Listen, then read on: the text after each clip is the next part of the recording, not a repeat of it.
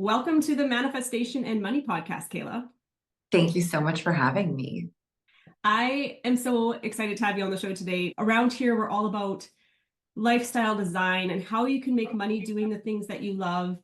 And I just feel like you embody this so well. So I'd love it if you could share with the listeners a little bit about you and who you are.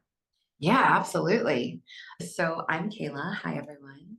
I am an artist. I'm a writer, actor, filmmaker. I am a singer, and I'm a tarot reader and medium and Reiki master and human design analyst and just a curious person. That is fascinating. Have you always been this way? I've always been studying. I've always been writing. I've always been singing. So yeah, like when I was really young, like still in grade school, I'd go to the library and I would take out astrology books, but look at charts and angles and degrees and all these different fascinating things. So I think I've always had a curiosity in why are we here and are there clues as to what we should be doing? And it's that personal nature versus nurture kind of curiosity. And then also just like singing makes me so happy and performing makes me so happy. So I think those two things have always been so present for me. Okay, let's touch on that for a minute here. When you're saying as a young child, you were looking for clues, like what are some things that people intuitively should be tapping into when they're deciding if something is in their path or if they're just doing it because their mom says they should do it? Does it bring you joy when you're doing it? And because a part of me is like, are you a natural at it? But there's a lot of things that I'm really good at that I don't exactly want to do, right? So I think it's like, does it bring you joy and does it scare you? Is there some fear attached to it? That's just from my own experience because everything that I've really wanted to do has really scared me at my core. I'm not sure if it's a universal experience, but for me, there's always been fear attached to the next venture or at least claiming the spaces that I believe that I belong in. That's an interesting way to look at it because so many people hit that scared, fear-based space and they stop, they hit the brakes, right? So to push through that, I think there's so much growth that comes into you saying yes to what you want to do because it's scary, it's new. What are people going to think of you?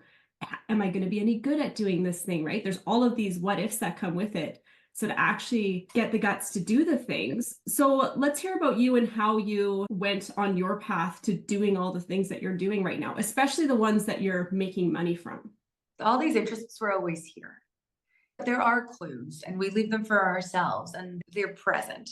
I did go to theater school and I didn't make money doing theater for a really long time. So there's that, like a really long time. And I think it was the whole fear wall of there's just so much fear around it.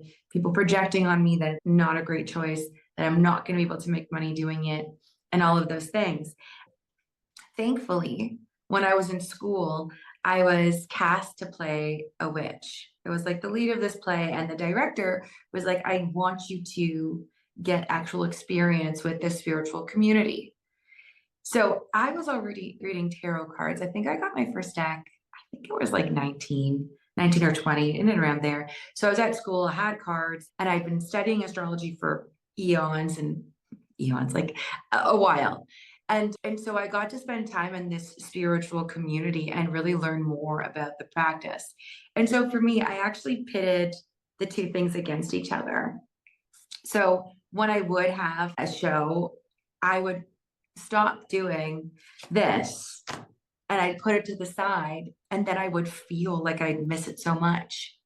And then especially during COVID, I put a lot of my energy into creating a tarot business where I'd read for others and I'd scroll through Instagram and I'd see somebody singing on a stage and my body would just start to release tears. Like there was that grief. And so I had also hid these components I had two Instagram pages. I had one just for a tarot business. I did study mediumship and now I do that, but that's there. It's a big part of it. So I had one for my tarot business and one for strictly performing. I wrote a show called Happy Medium, in which I play a singing tarot reader in 1970s New York. And so I wrote the show, I act in it, I sing, I read tarot live for the audience, and I improvise the readings, of course, to involve some comedy. So I'm taking everything that I do and I'm putting it together, and it feels so good and peaceful for my body. And it feels so rewarding. When I'm up on stage, it feels incredible. And after that, I have such a burst of energy. And it also feels really good to show up as me playing a character, but doing all of these things that I just love. So I really created this like product now, this show that I can just walk out and say, this is me, and get applauded for it from both audiences that I was trying to keep separate out of fear. Yeah. Oftentimes we're like, oh, we can't make money doing that thing we love. Like, this is fun. This is play. This is something that's just for us, right? But to be able to monetize it must be such an empowering feeling. But to be able to meld, like you're melding reading tarot, you're melding acting, you're melding improvising, you're melding singing, you've written this show, and now you're getting to go out there and perform it. I feel like you've checked off somebody's lifelong bucket list, and you're young, right? Yeah, I know. I guess I'm young. The thing is, I don't think that if someone is similar to me, like it's not like we've ever really felt young Mm. in terms of drive. In terms of drive, it's always felt like there's a lot of pressure and desire. The desire is so large, and the space between is frustrating. And especially if you're a writer, is painful. It's like you're birthing something, and there's so many layers and so much doubt and joy, but the experience is so rich. I don't think anyone who does something that they're passionate about and overcomes all of the like mental and emotional hurdles around it feels particularly young or naive or those things. But what I do feel is that I feel as I age that I will be getting younger.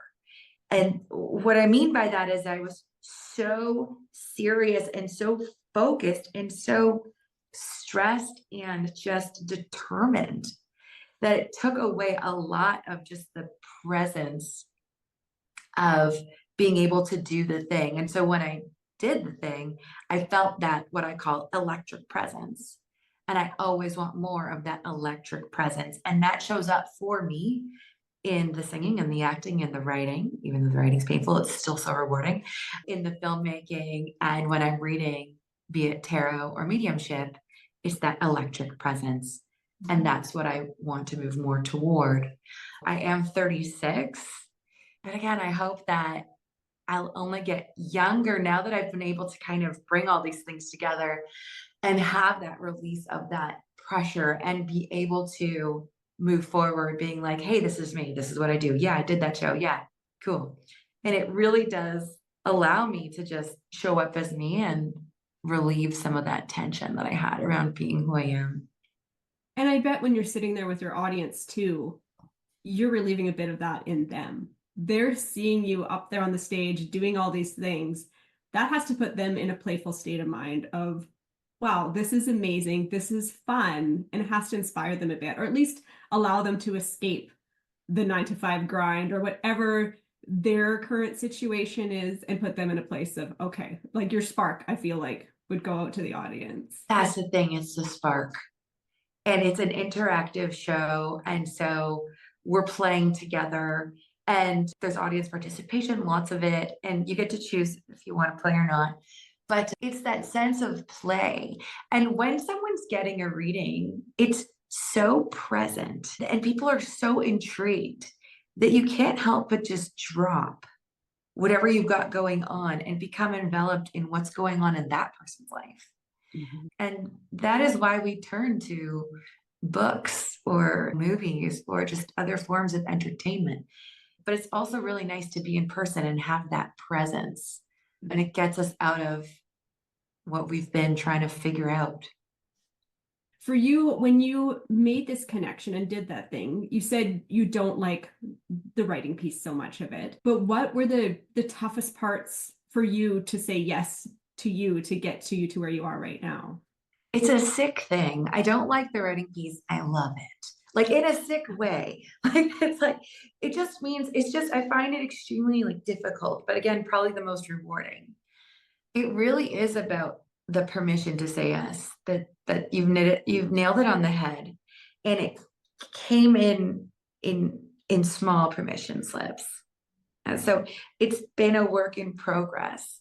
The story has been here. I've been ready. I've had the skills. I've had the ability, the talent, the drive. It's about allowing myself to receive what I want. And that comes in the form of acceptance and love and praise. And it's like, I can accept so much and then I get really afraid. And then it's like, what if this all goes away? I was afraid of losing love. I was afraid of losing money and time. I was afraid of the opposite. And as I was staying small and stuck, I was already losing those things. I was holding them away. I was pushing them away. So really, I think it was about allowing myself to just put my arms down and go, here I am. This is what I do. And I really, really like it. And it's really, really nerdy. Another thing was the amount of joy that I have. Sometimes I'm embarrassed by the amount of joy that I show and share because I feel that people are not as enthusiastic as I can be. So I used to have on my Instagram at the top, like too enthusiastic for life.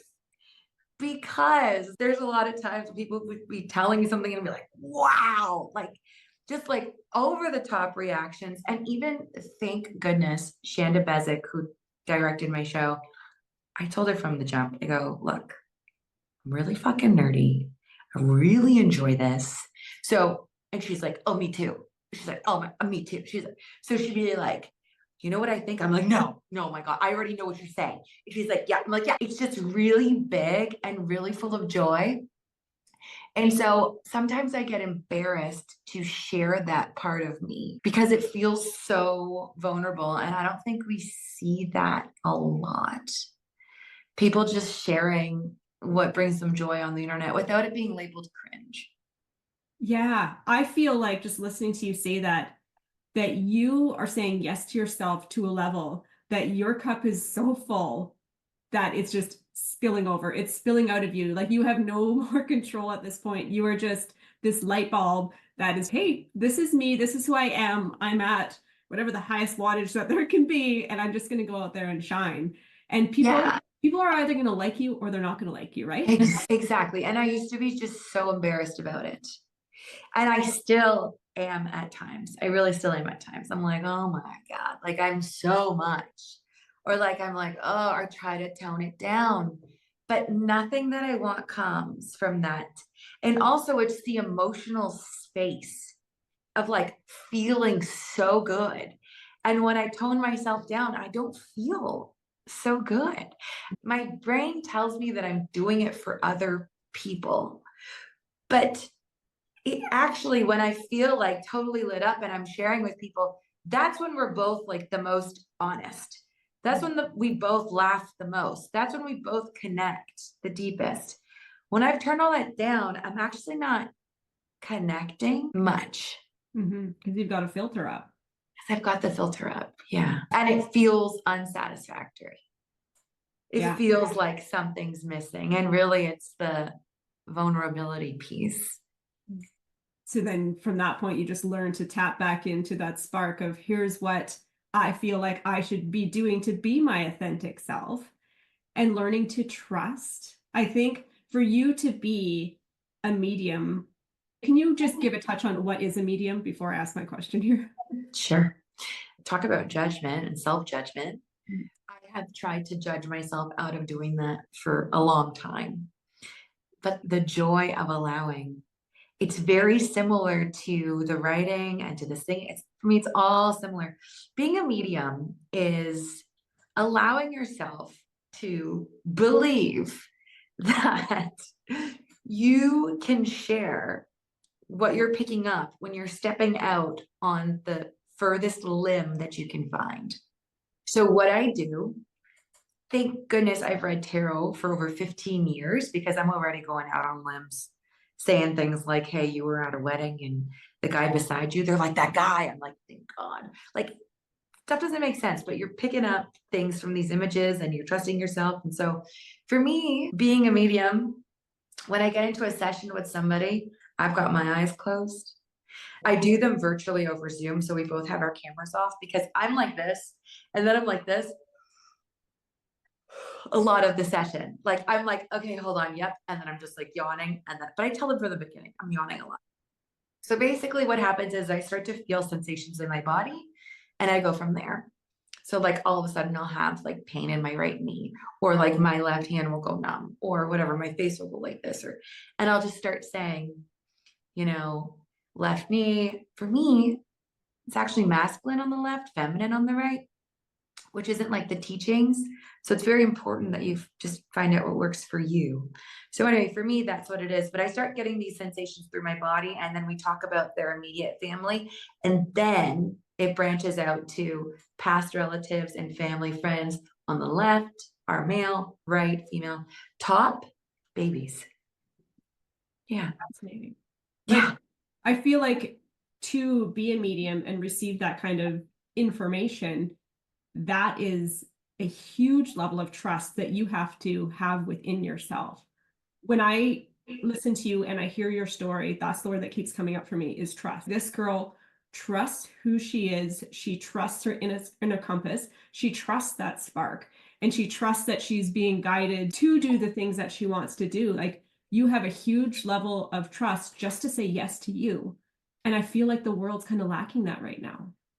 You know what I heard that I find that is quite interesting? They say that people pay to see them believe in themselves. So people go to these shows to just see me believe in myself. I go to these shows to watch people believe in themselves. And I find that so true. Fascinating. Because there's so many people out there who can do what I do, or the things that I want to do. Like, I could do that. So why aren't I? And the difference is self-belief and permission, allowing ourselves. Yeah. I hope anybody listening to this, especially those creative souls, I shouldn't say that. Let's say everybody, even if you don't have to have that creative spark, but you have that pull inside of you to do the thing. You all know what it is. We all know those things that we want to say yes to, but those limiting beliefs pop up and they're like, oh, but I don't have the money right now, or I don't have the time, or those are excuses. If you want something bad enough, you will find the money, you will make the time, That right? is true. So It's true. just to give yourself permission to go do the thing and figure it out the right way. Right. I spent so much of my income on support to help me to get to the place where I could give myself permission. I'm talking therapists and coaches. I just want to be super transparent, because I feel like from how my story sounds, it sounds like, you know, she trusted herself, and she trusted herself the whole way through. No, I didn't. No, I didn't, because I would have been doing this at 25. You know, if I would have been doing this right out the gate. Mm-hmm.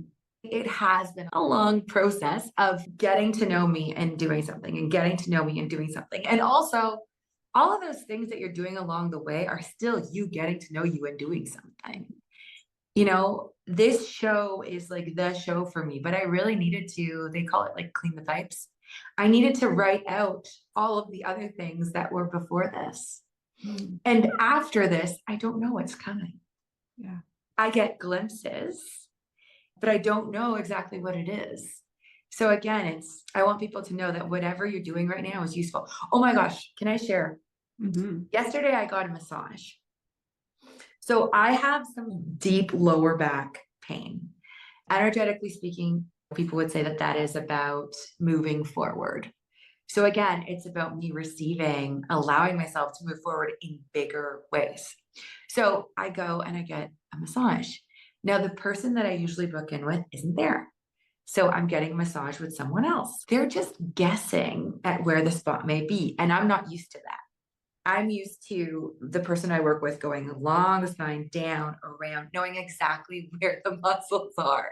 Not to say this person didn't, they just work differently.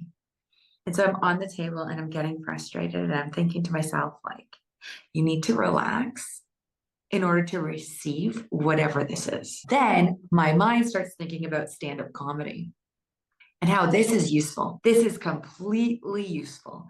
I go into the room, I tell them I need glutes done. They get really nervous. They're telling me they're going to do it over the sheets. Is that okay? I'm like, what the fuck? Like underwear on over the sheets. I'm like, okay, I'm coming in there. I just want to ass massage. It's making what I need right now sound dirty. And then even when they're doing it, they're like, is that okay? I can tell that they're kind of like, so everything that we're going through is useful in some sense.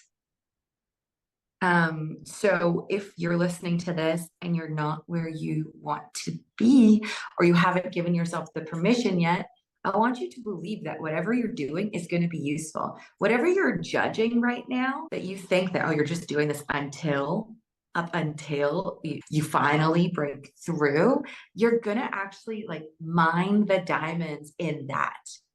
And you're going to bring it with you and it's going to be great. That is so good. I hope people really take that and lead with that. That's a very empowering statement. And okay, now I want listeners to get, I think they have a really good feel for who you are, but let's show them who you are now. Okay, amazing. You can find me on Instagram at Kayla Subica, S-U-B as in Bob, I-C-A. You can find me on Facebook and YouTube and TikTok the same way. There's a link to book there if you'd like a one-on-one reading. And there'll also be links to get onto my email list in case I'm doing my show, Happy Medium, near you. So in the show, I play a medium who is meant to be a singer. And she still might be, okay? She's not giving that up.